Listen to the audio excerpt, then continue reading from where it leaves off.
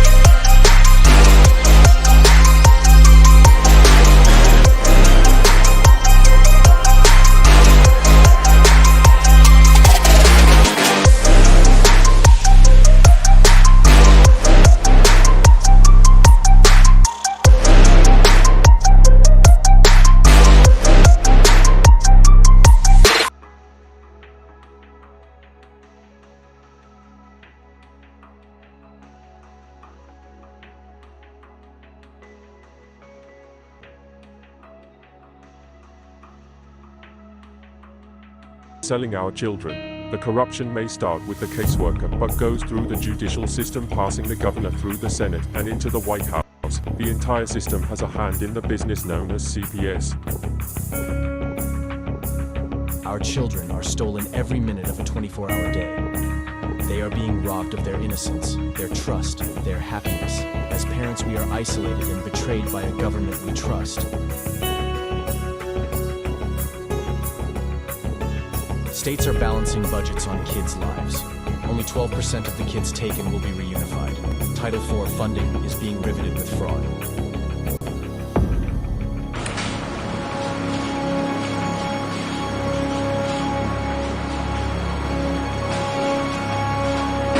We need to stop CPS, and abolishing.com is leading the way.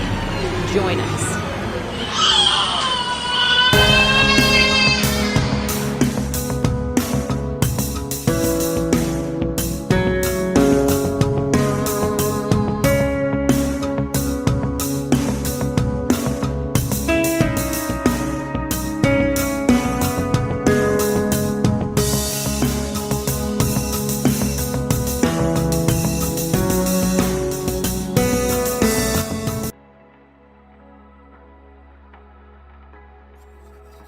All right, good evening, everybody. Welcome back to CPS Victims Hunting Justice. Sorry, we've had a little break here for the past couple of days, but trust in me when I tell you it was for the benefit of you guys. Tonight, I want to breach on something that we don't get into very much, but that's the whole meat and potatoes of what's going on here with children being taken from us as good parents. And it's a thing called Title IV funding. And I know that people hear about this over and over, but nobody really knows what it is. Let me tell you what. Title IV funding is inside of this book.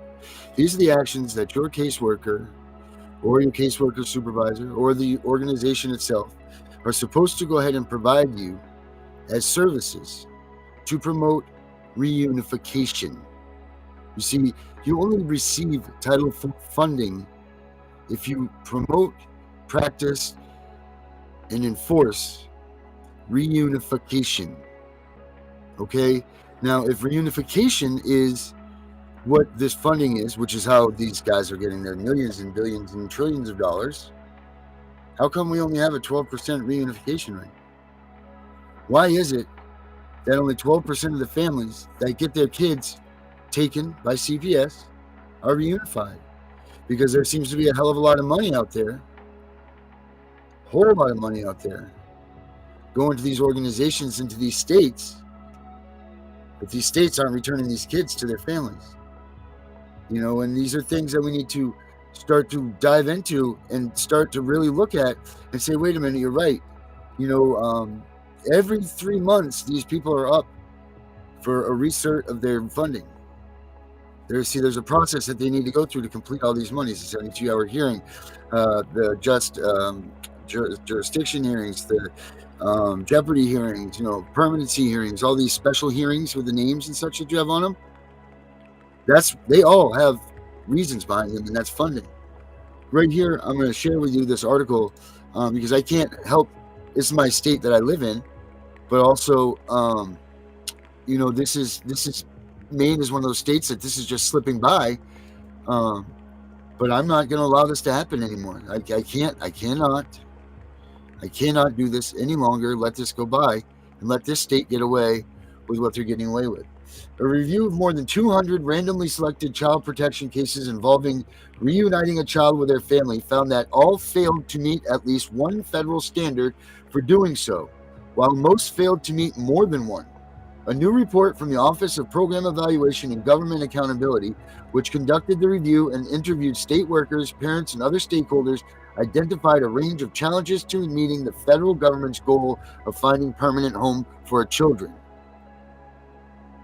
OPEGA Director Peter Schleck told lawmakers Friday that caseworkers are not meeting federal requirements to ask a court to terminate parental rights when their children have been in state custody for 15 of the 22 months. That deficiency and others found while reviewing 235 case files dating back to 2017 are most likely tied to lack of staffing, community service for parents struggling with mental health and substance use, Schleck said. These are not apparently isolated issues. These are what we would categorize as systematic challenges. Now, in the state of Maine, if you've had your kid taken while they were having systematic challenges, don't you believe that we should be writing into these congressmen and these senators and all of these people and talking to Janet Mills and all these other people saying, where are our kids? Because you know why you can't find homes for them? Because we're empty. We want our freaking kids back, Maine, and you need to give them back. You're stealing our children. What kind of company in this world would allow such a failure rate and allow this to continue? None that I know of. So guys, welcome back. I got back here. I got our special Monday co-host. We got us with us, Josie. We got Miss Melissa with us tonight. How are you, Josie, Melissa? Hi. And we have a good special guest tonight, guys. First of all, how are you all doing? All right? Living the dream. I wasn't too rude, was I? In my No. My opening, I wasn't too much fire felt or whatever. No. No. All good. The beginning of your thing today was really good. I don't know if it's not you change it on Wednesdays, but the beginning of your live was that's good. my new one. That's the new one I've been working on for the past couple of days. So thank you for that. Really good. Oh, thanks, Josie. You got anything new in your case, Josie? The only thing new on my case is they never answered my emails. So yesterday I went to the hospital. I went and tried to ask proper questions about what's the protocol and everything. And I went and I wanted those two security guards' names. Remember when they were holding me? And they're like, we're not going to tell you, blah, blah. So basically, someone else told me that I had to go to court and ask the judge for a hearing or something. But I figured my court case is the 2nd of April, so I'm just going to bring it up to the court, and I'm going to say for the trial date, I need the court to give me a mandate to have their names and everything. So I'm just going to push it for when I go to trial, because obviously they've been told not to answer my emails, not to call me back, not to answer any of my questions. It's clear. This sucks. Hey, I put one of your stories up on the abolishcps.com page. It's right there when you come in. So if anybody wants to check out Josie on her TikTok, it's right there on the front page when you sign into abolishcps.com. So check that out. She's got some good stuff there. Melissa, what about you? We got some challenges ahead of us, huh? Yeah, we definitely do. That's the understatement of a lifetime. Yeah, I don't know if you wanted to let anybody know or not. We can keep that private where we're in court or not. That's fine by you. Well, with the way our case is, because everything was approved and good to go from the get-go, and we've kissed the rear end every way they've asked us to, and now all of a sudden we're the bad people for doing it. The attorney at the last hearing brought up constitutional arguments, so now we're having to do writ of argument to the state attorney general's office and wait and see how it gets ruled by the state attorney general. They may choose to come to the next hearing. The judge said most likely they won't. The attorney said most likely they won't. But because this is a constitutional argument that was just won in the federal court in January and is currently pending in the federal appeals, at the Supreme Court, there is a good possibility that the state attorney general may actually make their appearance because they don't want to let a second case sweep by.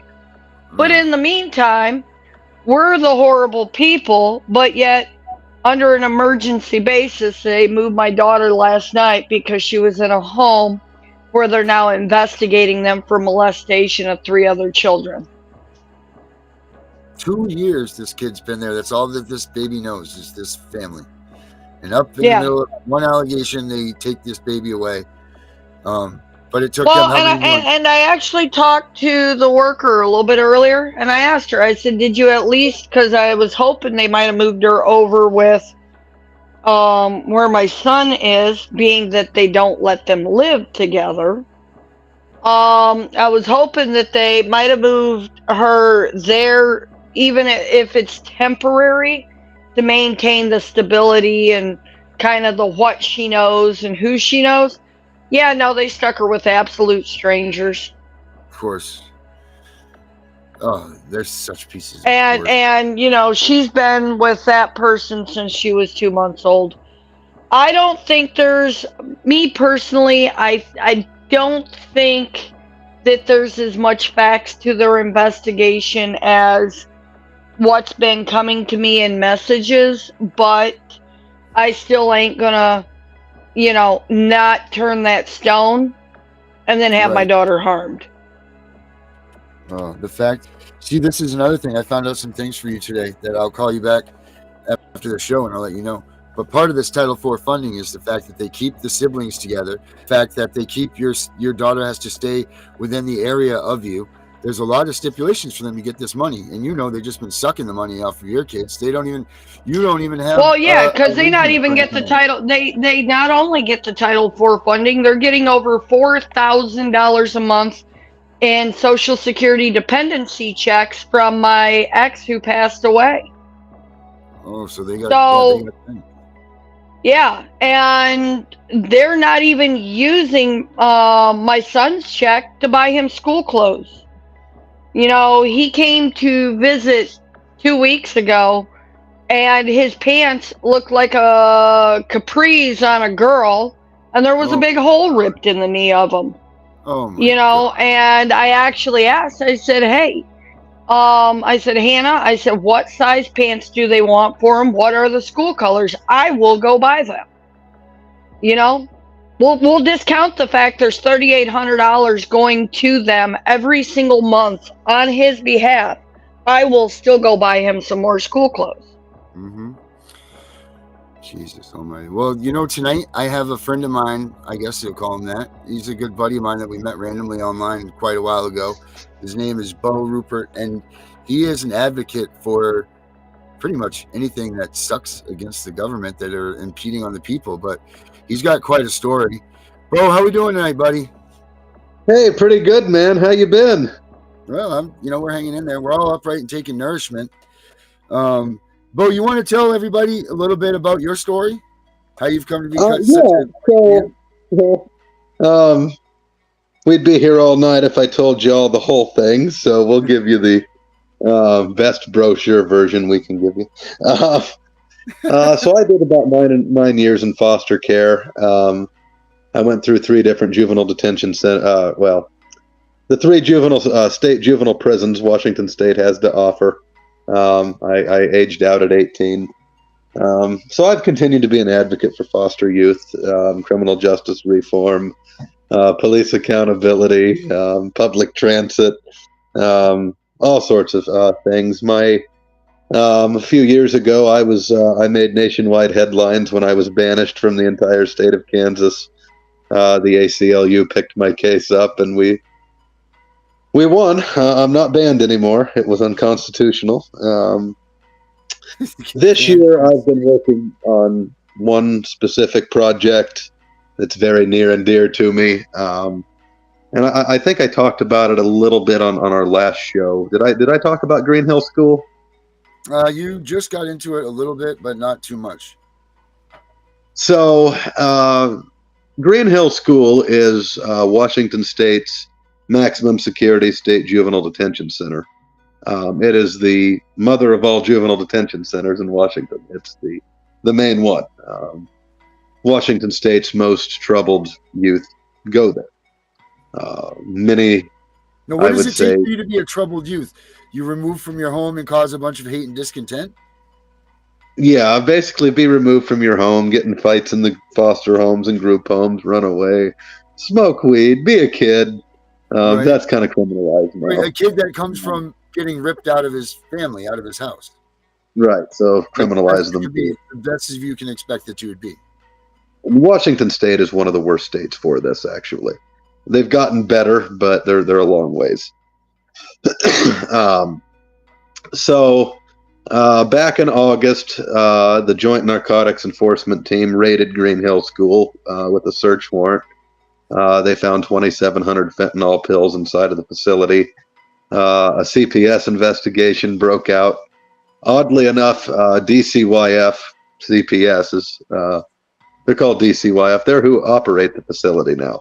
It used to be under the auspices of another state agency, but things changed. And so that's went on. It's been raided. They've had staff members just about every week arrested for something. There's been riots breaking out. I've wrote a letter to the editor. I've been on the radio about it. Been all over called all the elected officials in the area and raised hell with them. And how much of a return do you get with that? I'm still frustrated, to be honest with you.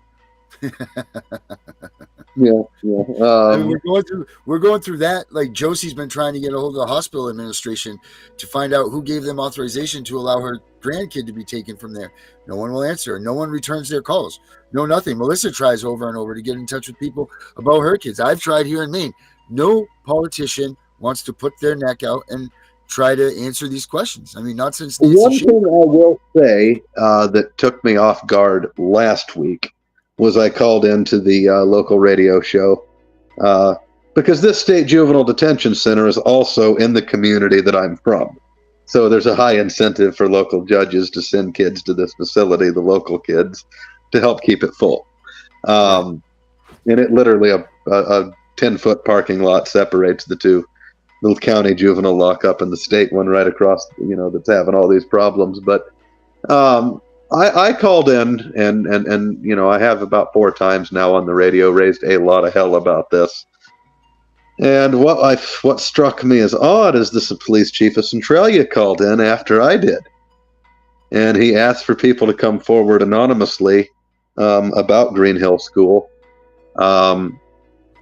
And what was going on there. And he says, I'm interested. I want to investigate it. And one of the things he said that took me off guard, which you never hear, especially from a police chief, whatever you guys think is going on, it's even worse than that. Oh, wow. Was his exact word. I do know that a major, I may say it wrong, I signed up with them. Their names are Kevy Sonnenberg, I believe is their name. which is a New York City law firm.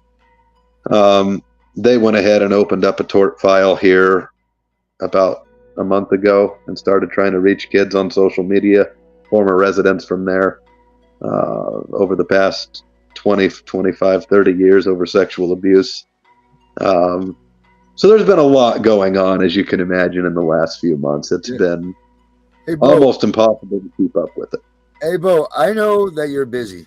I know that for a fact. You're nonstop busy. But I don't know anybody better than you that could put the pressure onto somebody. So I'd be curious if Josie was willing to speak with you, if you wouldn't mind maybe giving her a hand and putting some pressure on these people up in her neck. She's from Canada, and they came in and completely stole her child, her grandbaby, right from the hospital. And she's been fighting this fight for quite some time. But I think that she could use somebody pressing like you to maybe help press in on these politicians, maybe just write a letter or two to let them know that someone in the United States is paying attention to this too. And, if she was cool with you helping her out and you could do it, that would be something really awesome. Yeah. Hit me up on Facebook, Bo Rupert, and just message me. And I'm going to be doing another unaffiliated podcast tomorrow. But tomorrow evening, I could probably video chat you and speak to you get more of the details and stuff on everything. So Darren, I don't know Canadian law or rule very well, but it can't be too hell of a lot different than the United States. Hey Darren.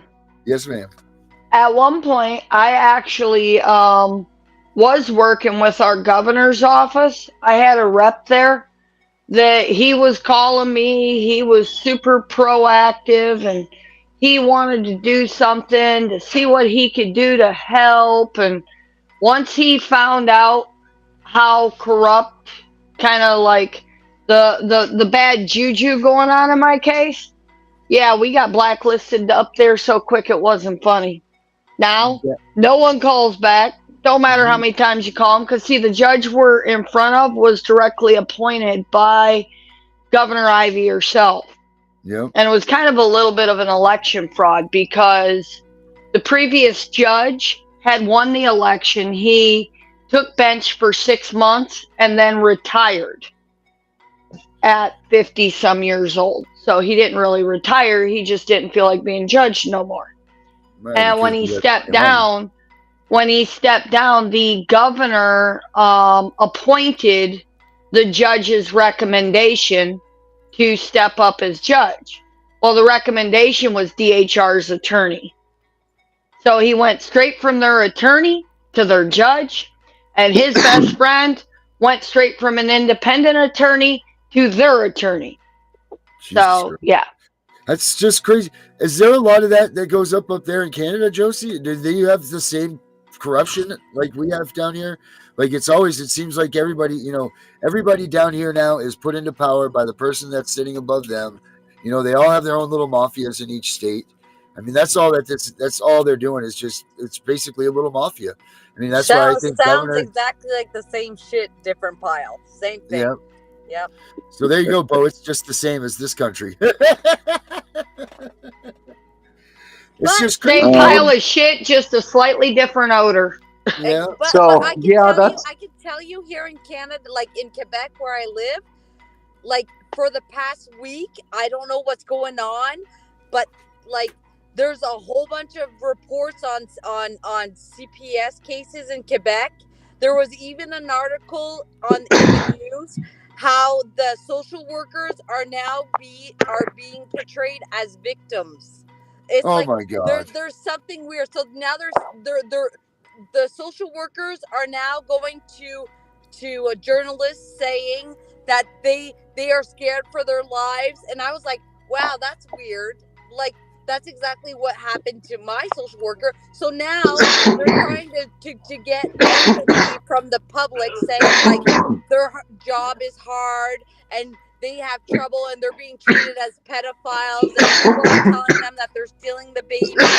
So like there's a huge wave, especially in Quebec, that now everybody is on social media and telling their story. So like to me, I find that like a win because now people are starting to be like, I've had enough. I'm saying my story. I've had enough. So which is good. Right. No, Bo, what do you think about when the caseworkers say that they're overworked and that that's the problem and so on and so forth? What say you about all of that? I do think that there probably is a level of truth to that, a level. Um, because, I mean, the state of Washington, we'll just take them for a great example. I'm from there. I live in South Carolina, but I can speak on the foster care system in Washington like the back of my hand. So, they've gotten to the point in today's times, there's not even enough places to house them and the youth in the state of Washington. They are housed from Washington State to Tennessee to Ohio to, and you can't tell me you don't lose kids or track of them or misplace kids doing stuff like that. So I think the system is so big and there's just so many. There's just no logical way currently to manage the situation. There just can't be. There's just too much. Well, there's too many kids. I mean, they're just pumping kids out. They're getting more than a child a minute. I want to find out what the stats are in Canada, but I want to, but in the United States, it's a child a minute. And I don't know if you heard me earlier on my monologue.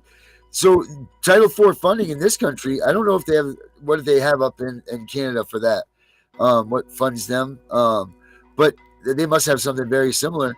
But one of the key things in this Title IV funding is reunification. And in this country, you get a 12% shot at reunification if once they take your kid. So you're getting a child a minute taken away from their home. You're getting 12% of those kids given back to reunification. That's going every year. So you're getting all these kids. Also, part of the Title IV funding is saying that the caseworkers and their agencies need to keep track of these kids if they're lost or if they're not found. But yet each state we're seeing has, 400 to 800 to 1,000 kids a year missing each year. But these numbers don't drop. This is every year, so it's like 1,000 kids a year from each state are missing.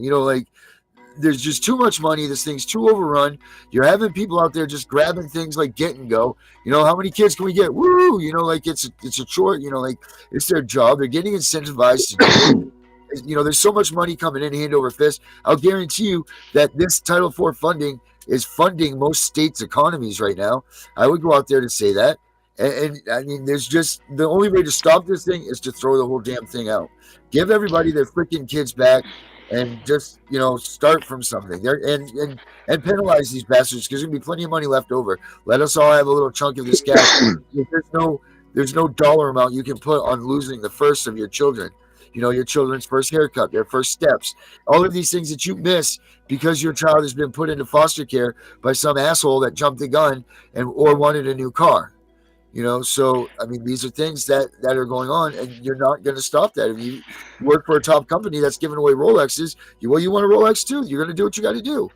Well, hey, Darren, a thought. Maybe what we should start kind of working on is a way to do formal complaints for Title IV funding abuse. Agreed. Because I know that they could be tax audited on it. Yeah. One of the girls from one of our chats, if you remember, she was successful with having the GAL and the department audited. That one was kind of a lengthy process. That was 7 different forms she had to fill out in a certain combination. But I would think that there should be a way to file fraud on the Title IV funding if they're not meeting the procedures. Like do a mini brief with explanation of the misappropriation and start filing them. The funding, though, I'd have to look. The only person that may have or body of people that may have the authority to do anything about that funding is legislatures themselves, the U.S. Congress themselves, because I believe that is allocated legislatively. I could be wrong, but I think it is. Right, but it's paid through the Medicaid system. Right. And insurance fraud is insurance fraud, no matter which way you look at it.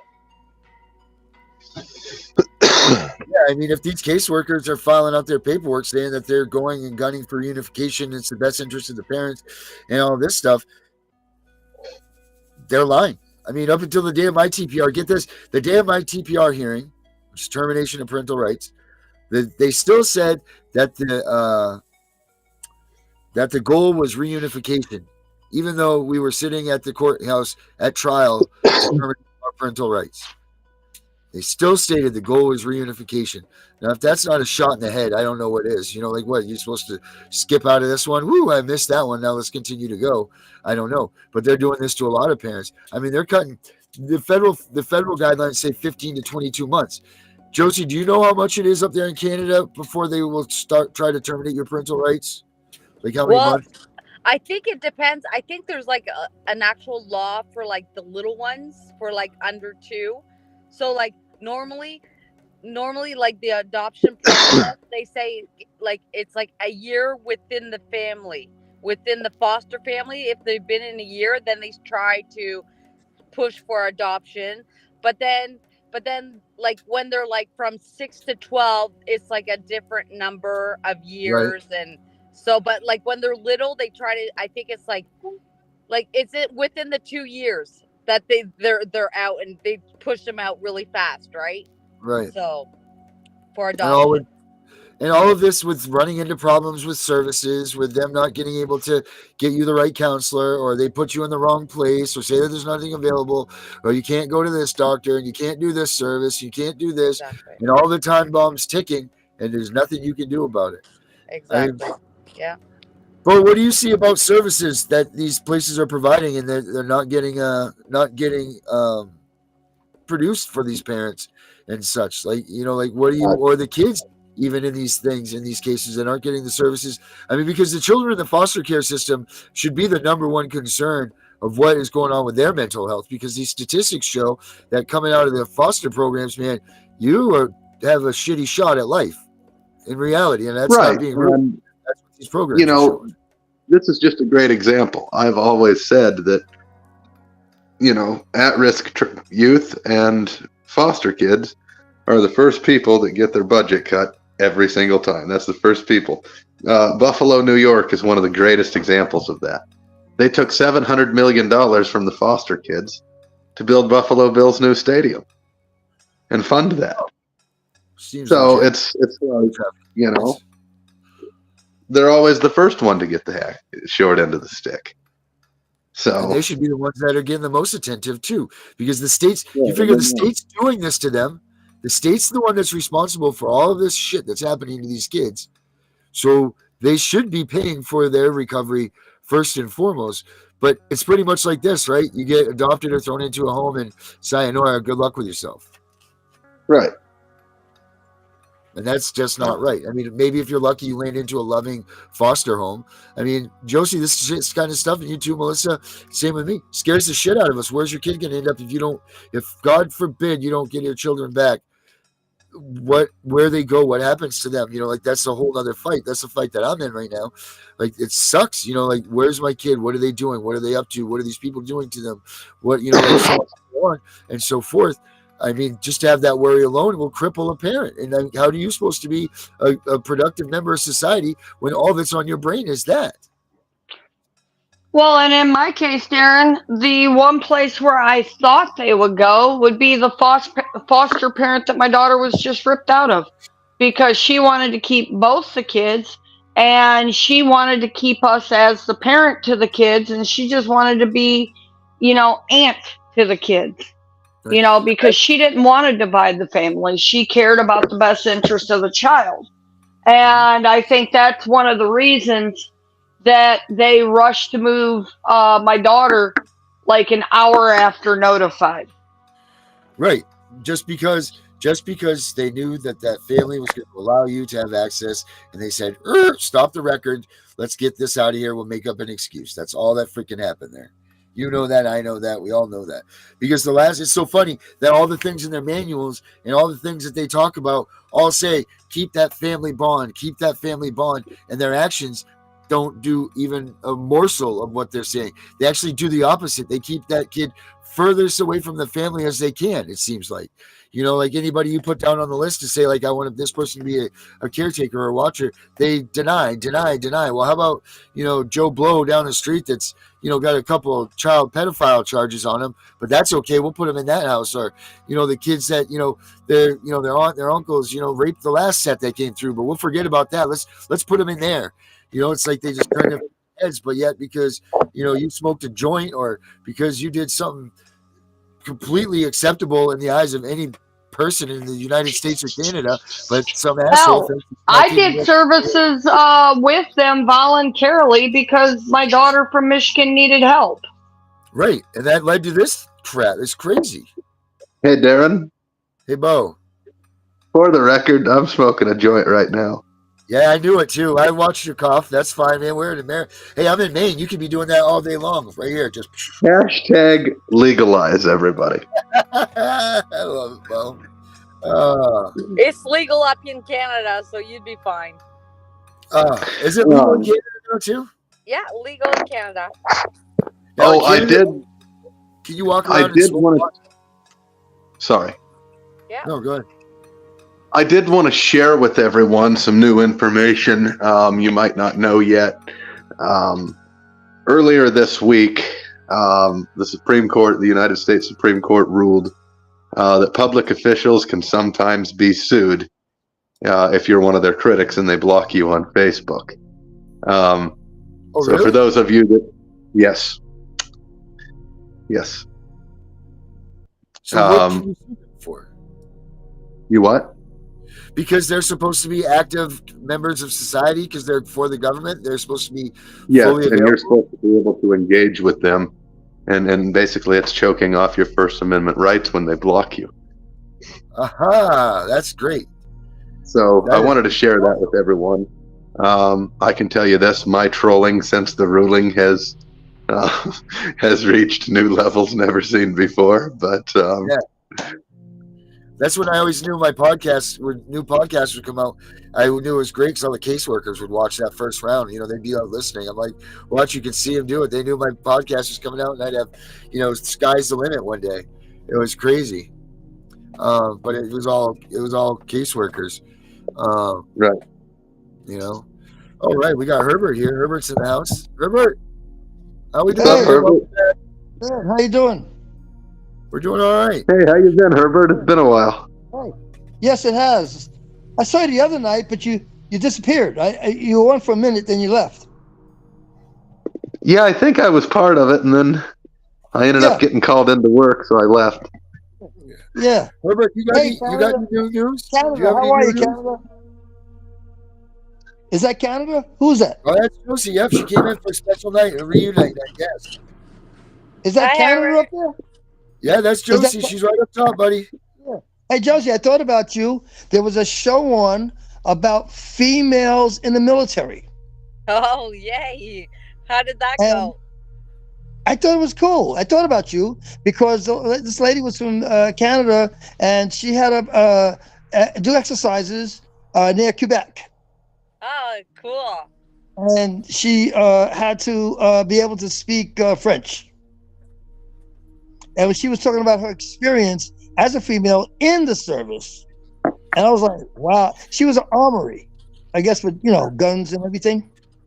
Yeah. So it made me think to ask you, what position did you play? I was an air traffic controller. Oh, you pushed 10? Oh, an air traffic controller. Yeah, I worked for NORAD too, so Oh, Okay. and they Well, mess with you? yes. Well, one day I got to share a story with you because I'm a pilot.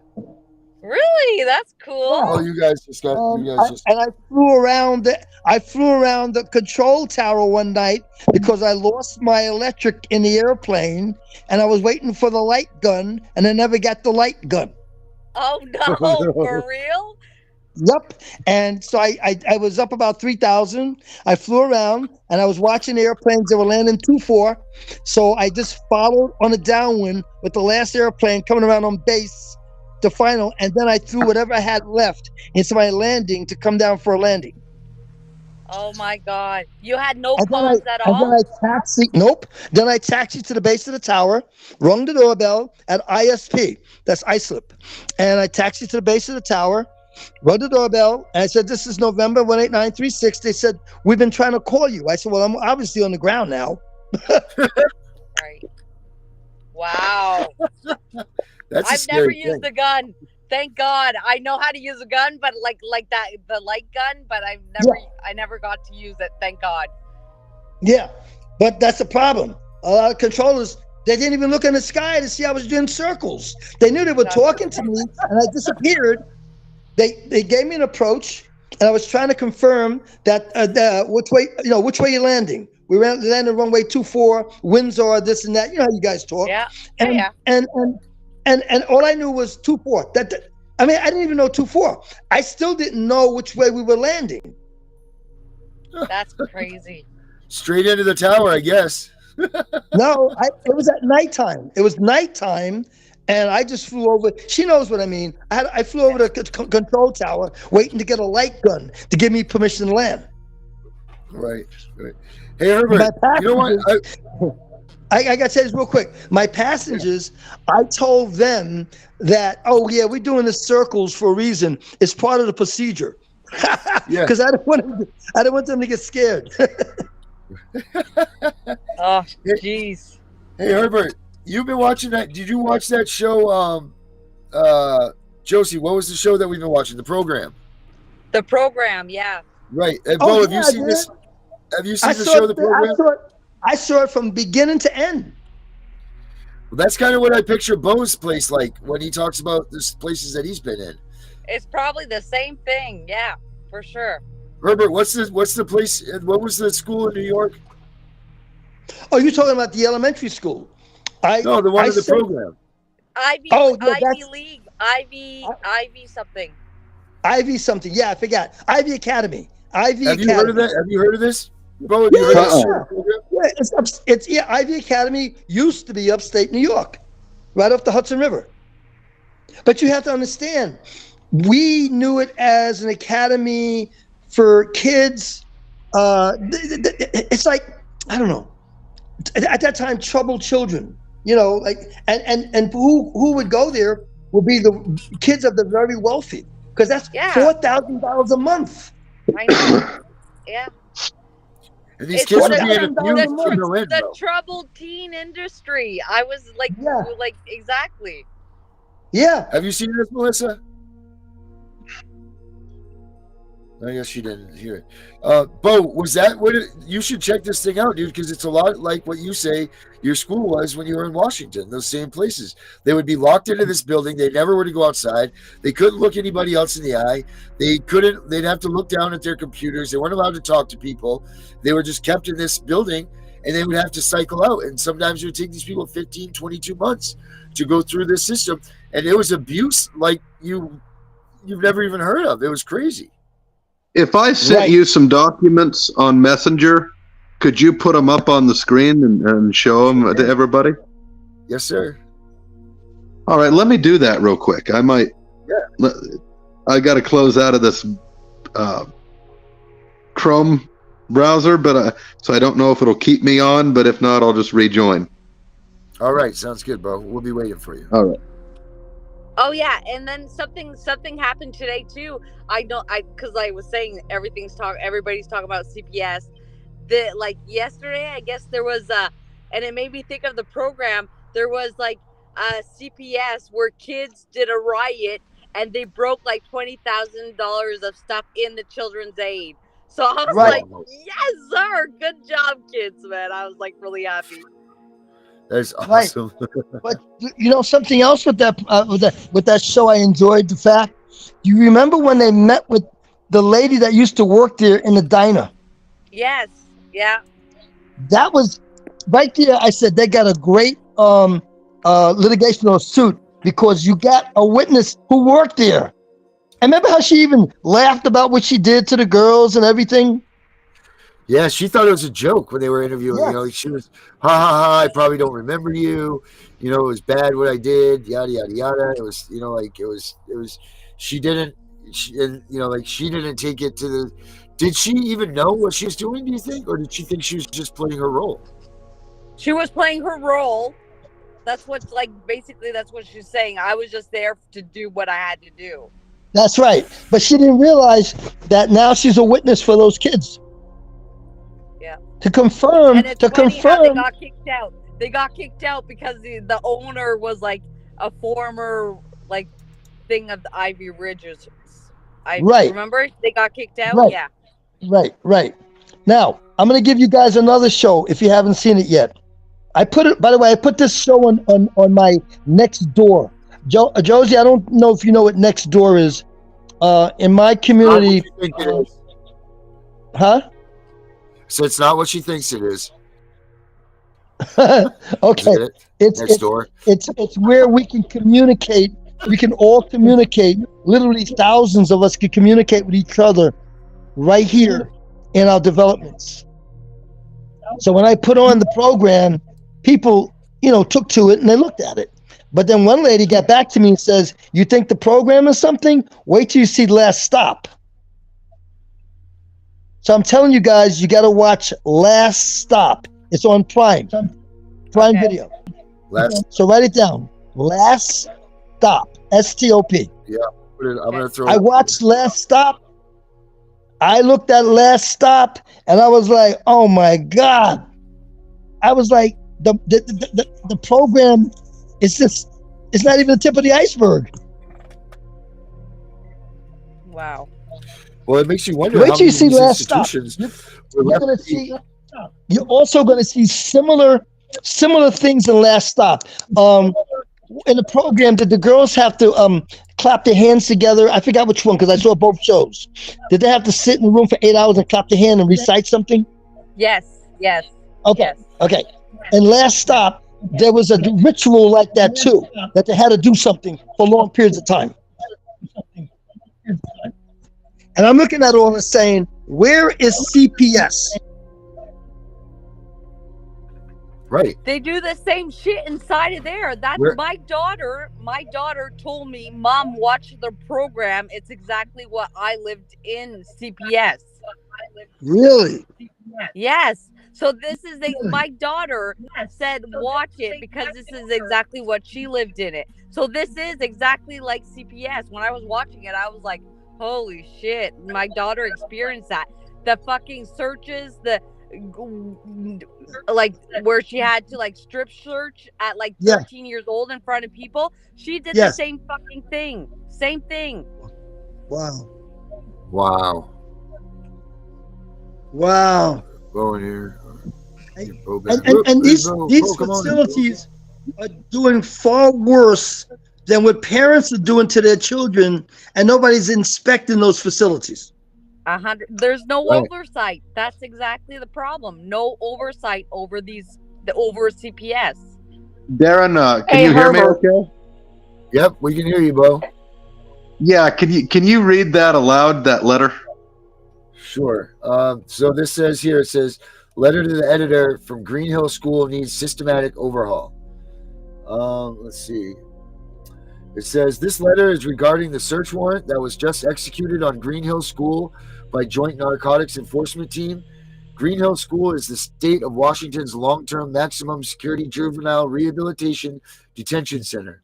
During the local drug task force search of Green Hill School, approximately 1,100 fentanyl pills and other contraband were recovered by local law enforcement.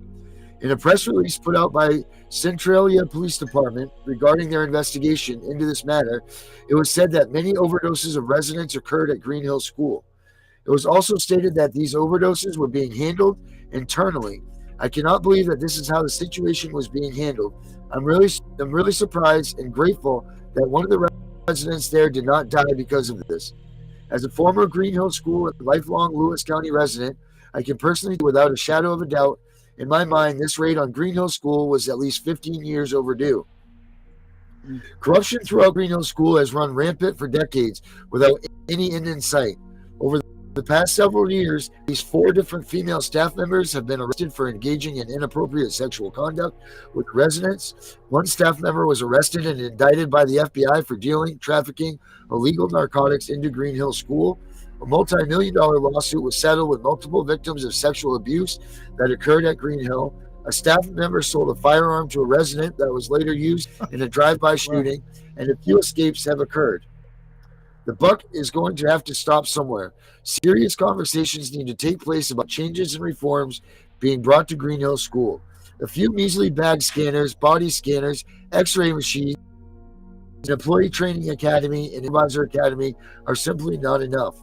Green Hill School needs a major personnel and systematic reform. Green Hill School is designed to be the last-ditch effort by the state of Washington to rehabilitate youth before they end up serving sentences in adult prisons. With the kind of illegal activity that continues to be allowed to go on there, no rehabilitation is taking place. How can a child be rehabilitated when they are all strung out on fentanyl, is being given to those who are charged with keeping them off and away from it? When these kinds of things happen, it's youth who get shortchanged every single time, and so does this. Green Hill School is about giving our youth hope for the future, not putting them on track to become Department of Corrections inmates later. Bo D. Rupert. Damn, Bo. That's some good stuff right there, man. Where is Green Hill School? If you can pull up the press release, Sure, the one from the JNet, it'll actually show pictures of some of the stuff. Where is Green Hill School? Where it's is in a Green little Hill? town. It's in a little town called Chehalis, Washington. Washington it's halfway State? Yes. It's halfway in between Seattle and Portland on I-5. It's right next to the freeway. It's literally the freeway borders it. Are you talking about the memos from the Joint Task Force that has all the pictures of the drugs? Yes. Yeah, let me pull that up. If you could put that up on screen and Sure. just so people can understand how ridiculous this was. And then there's a letter from a state senator. I don't know. It's still at your. I sent it in your inbox. That'll be the last item. That'll be the last of my exhibits. We'll mark this as Exhibit 2B. Yeah, it's coming. It's coming up. Oh, come on, baby. Come on, baby. Share.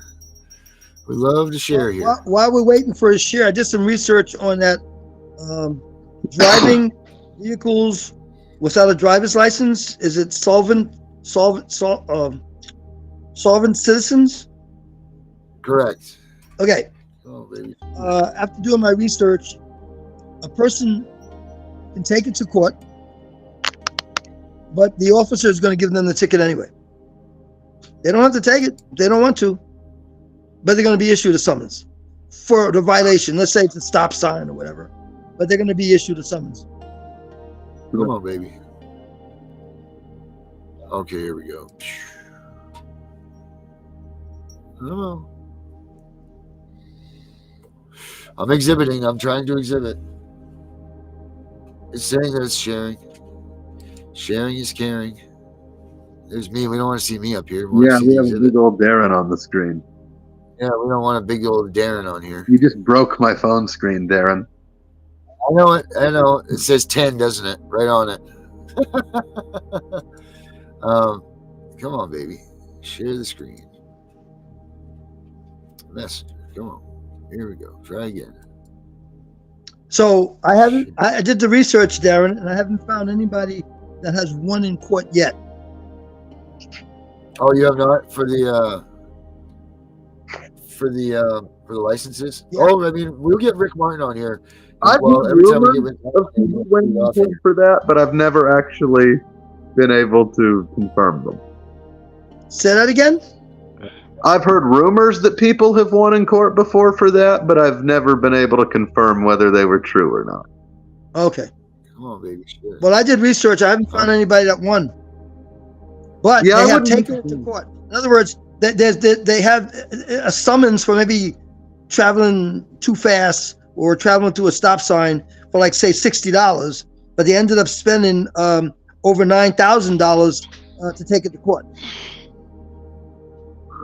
Why is this not sharing this? Oh, wait a minute. Hey, Herbert, Oh, stupid. I will look up Yeah. a case I'm sorry. name and I There we will send it to you later because there actually is a case, 1996, out of the state of Michigan that wait. argued and You there is a state of New York case Yeah. where it was won. That's one of the original cases that went up to the U.S. Supreme Court and Yeah, what year? argued the ability to travel without a license. Yeah, travel versus driving. Yes. I know about that. But what year was that? The travel without a license would have been right around 2,000 out of the state of New York. But there's another one that was 96, if I remember right, out of the state of Michigan. Yeah, give me the one out of the Because state of New York. when you get a license in the state of Michigan, it actually says commercial operator's license right on it. So if you get a license, it is for commercial purposes. Okay. And there was a whole big case on it in '96. So Right. I'll That's get why I the said info and I'll send it to you. No, send me the one for New York, not Michigan. I'm in New York. All right, guys. So here's the pictures that Bo is talking about right here. Look at this shit. Look at this. So these are pressed fentanyl pills, I'm assuming, right here on the bottom. I see that. Right, this big bag here. Yeah. That's what that is. Look at this. Look at this. This is meth, I'm assuming. Yeah. Look at this locker full of this stuff. I Read mean, they're not making that stuff there. the entire press release if you can. The one that starts out, it goes 2 back from that one. That one. This one. On Thursday, August 31st, 2023, the Joint Narcotics Enforcement Team served a search warrant at the Green Hill Juvenile Rehabilitation and Detention Facility pursuant to an ongoing investigation for the possession of distribution of controlled substances in the facility. In November of 2022, a juvenile resident at Green Hill Juvenile Rehabilitation and Detention Facility located in Chehalis, Washington, was found unresponsive in his jail cell with indications of having suffered a drug overdose. The student inmate was transported to St. Peter's Hospital in Olympia, Washington, where it was determined he had overdosed on fentanyl. The student inmate received life-saving care and eventually regained consciousness. The student inmate was subsequently sent home to continue his recovery. INET detectives initiated an investigation into circumstances surrounding the overdose. As a result of this 2022 investigation, over 1,000 suspected fentanyl pills going into Green Hill were intercepted by JNet, and 4 student inmates were charged with various drug crimes. In June of 2023, a letter was drafted and sent to the Governor Jay Inslee requesting the Washington State Attorney General's Office conduct an investigation into the Green Hill School for their operating practices and procedures. This letter was signed by local Centralia and Chehalis chiefs of police, and also by the Centralia and Chehalis city mayor. Chehalis. In August 2023, Taylor K. Wohnhoff, Deputy General Counsel from Washington State Attorney General's Office, respectively declined further questions. Investigations citing that state had implemented changes to the security practices, including use of body scanners and bag scammers. The response further stated that they had launched a new employee training and enhanced an existing supervisory academy with a focus on counseling and coaching. After the arrest of the 4 student inmates from the November 2022 overdose investigation, detectives from JNet continued to receive information provided from concerned citizens regarding ongoing issues with illegal controlled substances in Green Hill. In August of 2023, JNet detectives received tips that drug overdoses were occurring on the Green Hill facility and allegedly being handled internally rather than being referred to law enforcement. JNet detectives also learned Child Protective Services had received information on August 15, 2023, alleging that a staff member at the Green Hill facility was providing a student inmate with illegal controlled substances.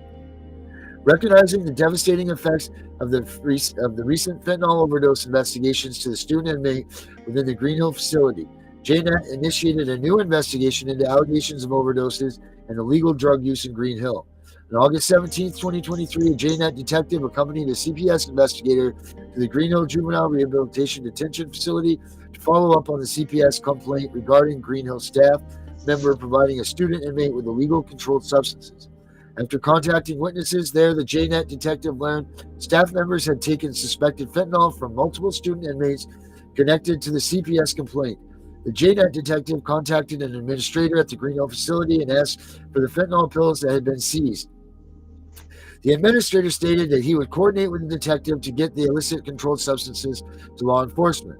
By Wednesday, August 30th, 2023, JNet detectives had not heard back from Green Hill regarding their efforts to recover the suspected fentanyl connected to the CPS complaint. On Thursday, August 31st, JNet detectives, along with Chief Denham of the Centralia Police Department and Deputy Chief McKnight of the Chelios Police Department, went to Green Hill Juvenile Rehabilitation Detention Facility to serve a search warrant to recover evidence relating to the possession and distribution of illegal controlled substances in the Green Hill facility. JNet detectives located lockers where Green Hill staff were storing contraband found within the facility dating back to 2017. In these lockers, JNet detectives found illicit controlled substances, cell phones, vape pens, improvised knives, handwritten documents arranging illegal drug transactions, and hand tools. The illegal controlled substances include green leafy substances believed to be marijuana, crystal substances believed to be methamphetamine, powder substances believed to be fentanyl, pills believed to be fentanyl. These substances will be sent to a lab for testing as needed, part of this ongoing investigation. JNet detectives are continuing to work with the staff at Green Hill facility to investigate seized evidence for potential crimes of RCW 994041, possession of narcotic drugs, controlled substances, alcohol, cannabis, other intoxicants, cell phone, or form of electronic telecommunications devices by prisoners. RCW 6950401, possession with intent to deliver a controlled substance. RCW 9A76150, introducing contraband in the second degree. Then it goes on if any information.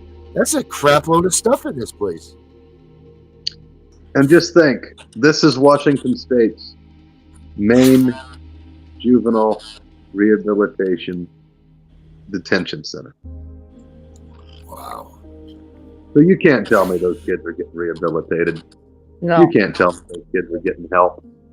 And, you know, I have taken them to task repeatedly over this.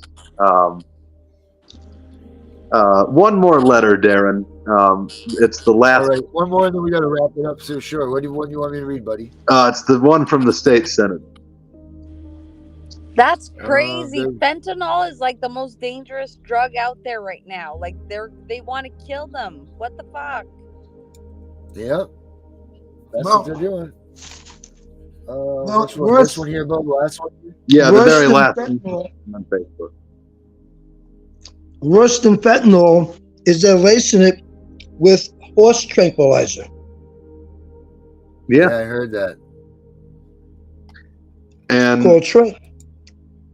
now these kids are having a fentanyl addiction, which is going to put them on track to the prison system, and that is what I'm afraid of.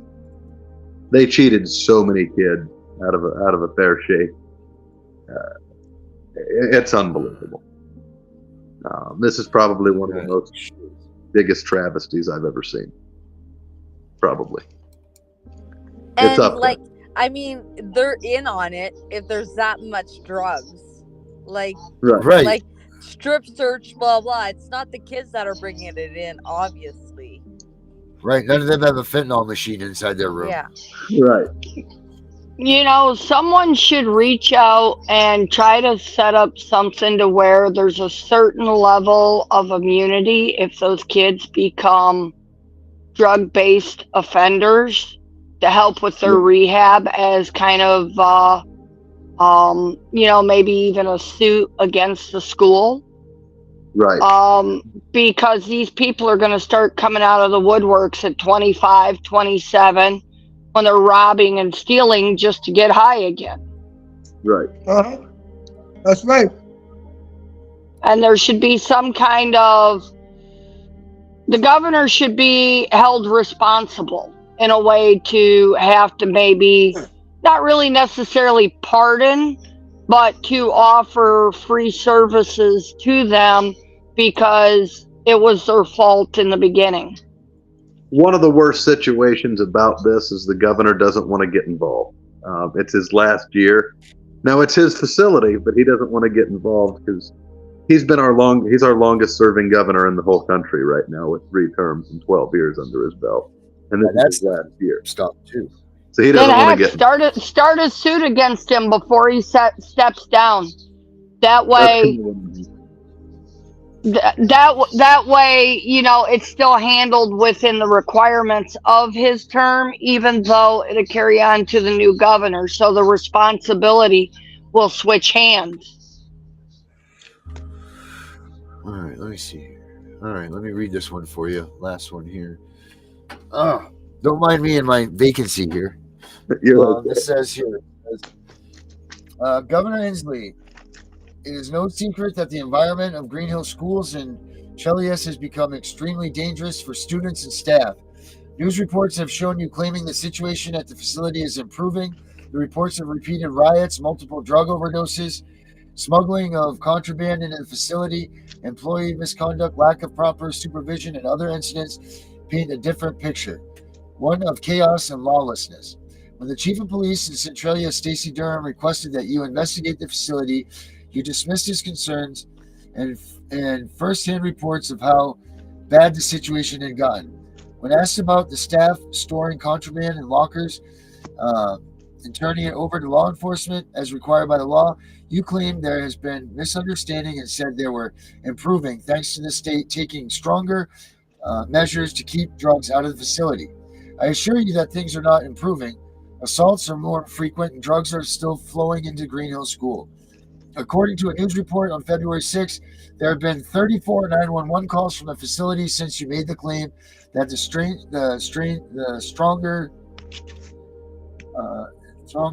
I can't read that, are being enacted. In a single week in January, 4 students overdosed on fentanyl. More than one of those young men required multiple doses of rescue drug Narcan to survive. Other students have not saved drugs in the past are being pursued to use those who possess smuggled opioids, Xanax, and other illegal substances. Riots are becoming more a concern, and gang activity is rampant. In addition, inadequate protocols and staff misconduct resulting from poor engagement by the Department of Youth, Children, and Families. The change in law opened Green Hill School to students between the ages of 18 to 25, created even more problems. Majority of Democrats who passed the law, which you signed and I oppose, make a huge mistake. Adults do not belong locked up with children. Since that's not likely to change, the challenge is for you to make it work. The change in the law that moved adults to Green Hill School was poorly implemented, and what we are seeing now is the disastrous fallout. I ask you again to launch a complete, incredible investigation into the staff, policies, procedures, executives, and mismanagement at Green Hill. Get to the root of the dysfunction and take swift, meaningful, and common sense action to fix them. If staff have engaged in illegal activity such as smuggling drugs into students or refusing to comply with the law, course their prosecution. Create their prosecution. I also ask you stop ignoring and covering up serious problems brought to light by law enforcement, the press, and Green Hill staff who have blown the whistle on the facility. Policies passed by majority Democrats, even the past years, so improve the juvenile justice system, are a failed experiment in the name of compassion. It's not compassionate to allow Green Hill School students to be injured, to overdose, or to die. Wow, man. That's crazy. Who's that letter to? I got a question. Who wrote that letter and to who? State Senator John Braun wrote that letter to Governor Jay Inslee. It's crazy. That's absolutely crazy. All right, guys. Well, we're over the time here. Bo, I want to thank you very much for bringing this up and bringing this to our attention. And I really do hope that you can get in touch with Josie and help her out with her situation, because I know that you're a man that slams down the letters to the editors and everything, and I'm sure that she would love to have your support. So if you guys can get in touch. Do you guys have any last words? Start with you, Josie. You got anything last to say tonight? No, I'll be on next Monday. Yes, she will be, and so will we. So yes, she will be. What about you, Herbert? Anything last to say? No, I'm sorry I got a little late there, but I'm glad you guys are so all together. That's wonderful. Yes, sir. And Melissa, how about you? Melissa? No, yes, I'm here. Sorry, trying to turn off the mute so you're not hearing my TV in the background. I think that we all just need to start working and finding other ways to try to make them accountable for the actions of which they do. I mean, that really is the accountability. It is, and I think we're all on track for finding that solution. It's just, it's just putting the head to the grind and doing things that actually make a difference. Doing things that actually, count instead of sitting around and bitching about it. We're all about doing it. So All right, guys. Well, thank you all very much for joining me. Josie, we'll see you next Monday. Herbert, Melissa, we'll see you guys tomorrow. And Bo, I'll catch you on the flip side, baby. All right, man. Thanks. Good night. All right, thank you. All right, everybody. So as you can see, these institutions, they are just as bad. And, you know, everybody's right. Where is CPS? Where is CPS coming and trying to save these kids that are in these? Just because they're in institutions doesn't mean that they belong to be just thrown and cast away. You know, this is going on all across the country. We need to start making sure that we hold our senators, our governors especially, all of these people accountable for what's going on. Enough is enough. You know, we vote these people in office to do a job. If they're not doing it, then damn it, we need to enforce them and vote them out. You know, go ahead and check out abolishcps.com. The new newsletter has a bunch of political candidates that are coming up and what they're doing to what they're going to plan on doing for this next election to make it so CPS is you know, gets the slaughter. This is all serious stuff, guys. We need to be sure that we pay attention. We pass along to everybody the knowledge that we have, what we know, what we don't know, because if we don't, no one's ever going to be able to do anything about it. As for tonight, guys, I'm CPS Punisher. I'm out of here.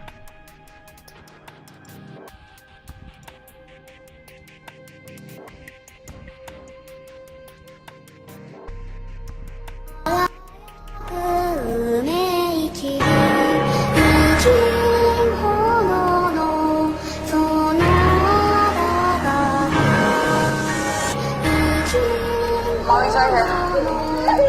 I got you, baby. I'm not referring to you. I'm reporting my daughter because this is going to court. I love you, baby. Greetings, world. We are anonymous. Families are being destroyed. Children are being emotionally torn apart. In the United States, this when President Bill Clinton signed the Adoption and Safe Families Act of 1997. Since then, taking children from their loving parents has become a multi-billion-dollar industry. Children are now seen as walking, breathing bags of money for corrupt state governments all over the United States. The US government incentivizes the kidnapping of children by providing lump sums of cash from federal funding to the states. Going to CPS, trying to work everything out with them, thinking my son might be adopted. Our children are the most precious people in our lives. We must protect them. In many cases, children are taken from their loving parents for the smallest of reasons, such as eating too much fruit or smoking a joint in their own home. Child Protective Services, CPS, has all been known for massive corruption, the falsifying of documents, statements, and the list goes on. Now, state police issued an Amber Alert for the pair on Monday after she failed to turn her son over to CYFD. On Tuesday, Bryant went on Facebook claiming she's the victim of CPS corruption. This is a legal, human trafficking mafia with unlimited power and absolutely no accountability. You want to take your juice? Want to drink a little bit right now?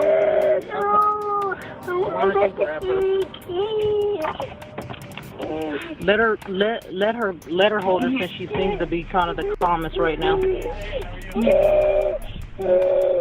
Okay.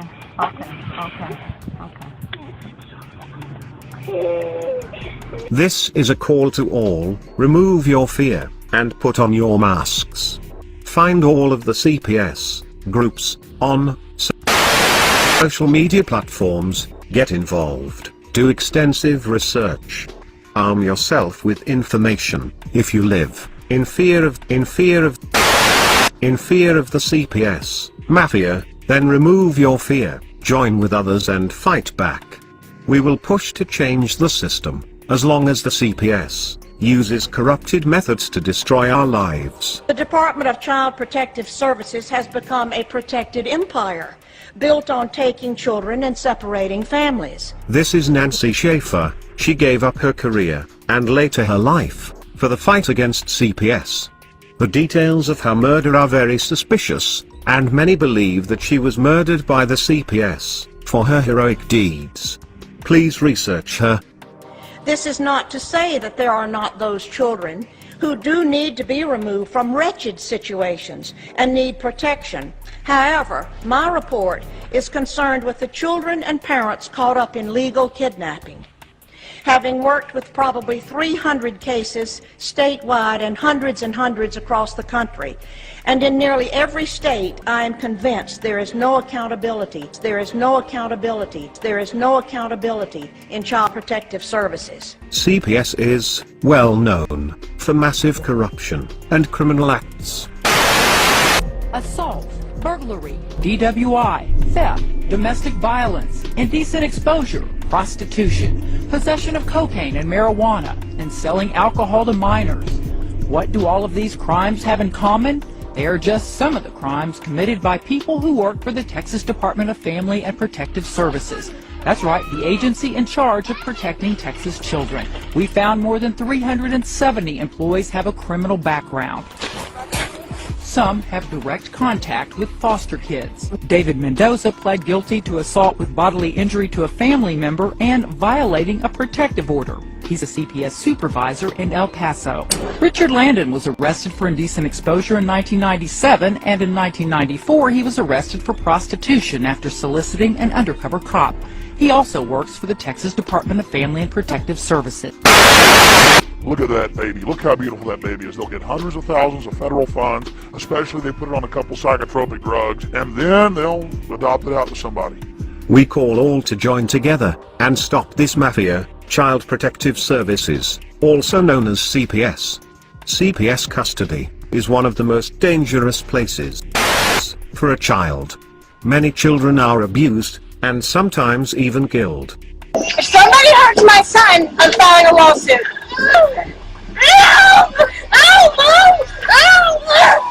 CPS, Child Protective Services, we are waking up to your corruption involved with children, and we will expose you. We are anonymous, we are legion, we do not forgive, and we never forget. CPS, expect us.